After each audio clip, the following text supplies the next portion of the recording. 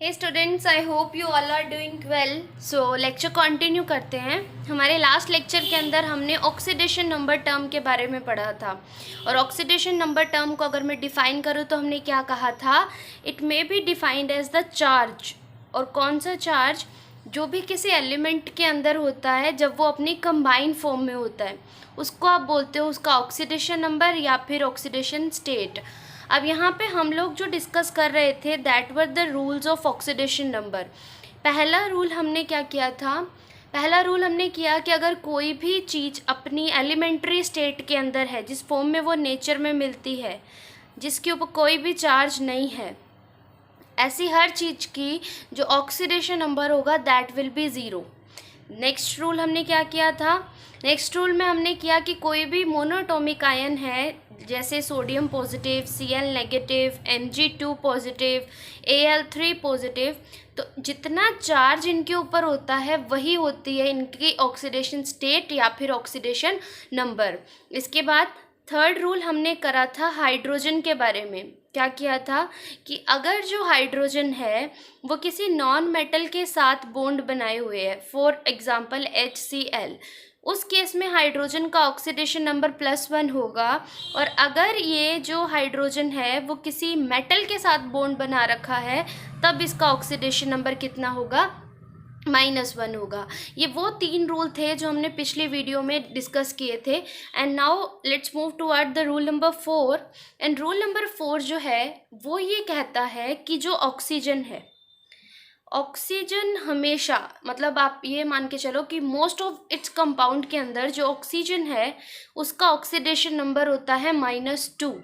हमेशा जितने भी ऑक्सीजन के आप कंपाउंड पढ़ते हो उसमें मेनली ऑक्सीजन का जो ऑक्सीडेशन नंबर होता है वो कितना होता है?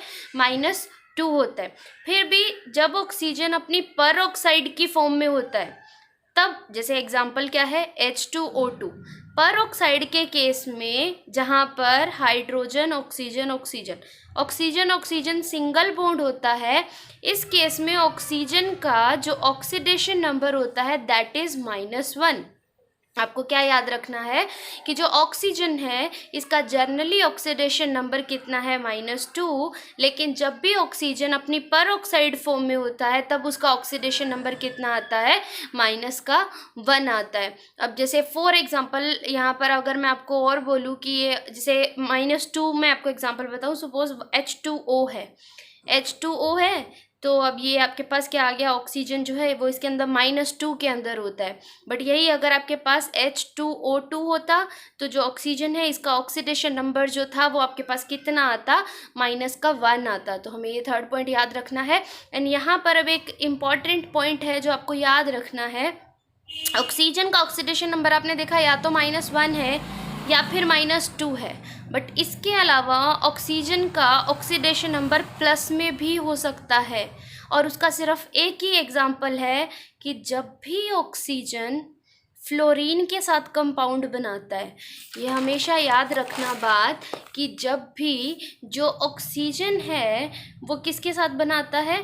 फ्लोरीन के साथ कंपाउंड बनाता है, then its oxidation number is always positive. For example, it is not necessary +1 +2 भी हो सकता है, बट प्लस के अंदर साइन आएगा। For example OF2 and O2F2, अगर आपको कोई पूछे कि इसके अंदर आप ऑक्सीजन का ऑक्सीडेशन नंबर बताओ, then in this it will be -2 and in this it will be +2 +1।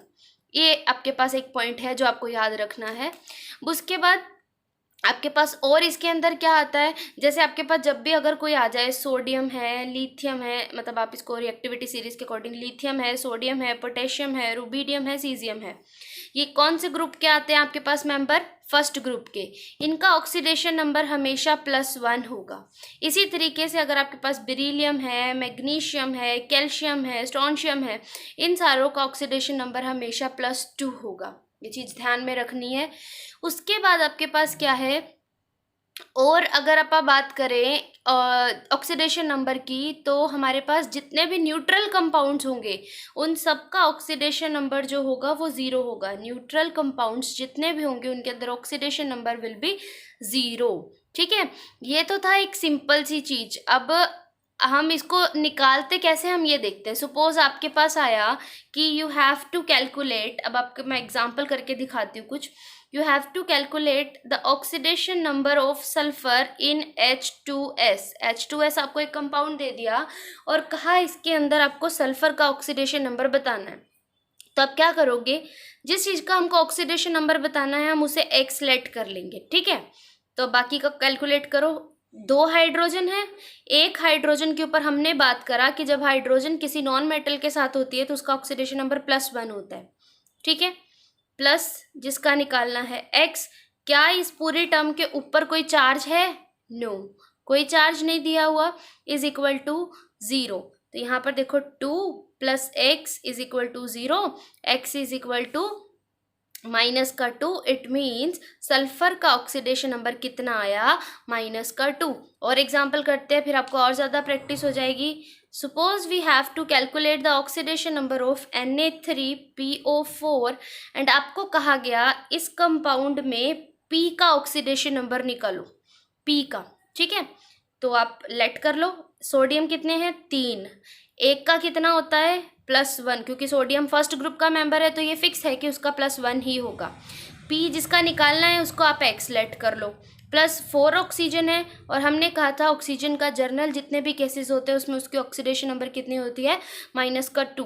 क्या इस पूरे के ऊपर कोई चार्ज है? नहीं दिया हुआ, सो इज इक्वल टू 0। अब इसको कैलकुलेट करो। 3 + x - 8 is equal to 0, x - 5 is equal to 0, hence x is equal to 5। यहाँ पर कितना आया आपके पास? x is equal to 5। मतलब फॉस्फोरस का आपके पास यहाँ पर ऑक्सीडेशन नंबर कितना आया? +5। इस तरीके से आप किसी भी चीज़ का ऑक्सीडेशन नंबर निकाल सकते हो। अब ये 2 एग्जाम्पल मैंने आपको वो बताए जिनके ऊपर कोई चार्ज नहीं था। अब हम ऐसा एग्जाम्पल देखते हैं जिसके ऊपर भी कोई चार्ज हो, ठीक है। फिर आप देखोगे कि उसका कैसे निकालते हैं। फॉर एग्जाम्पल सपोज करो आपको कह दिया you have to calculate the oxidation number of Cr2O7 2-। ये आपको एक कंपाउंड दे दिया एंड ये आपको कहते हैं कि आपको ऑक्सीडेशन नंबर निकालना है क्रोमियम का, ठीक है। कैसे निकालेंगे?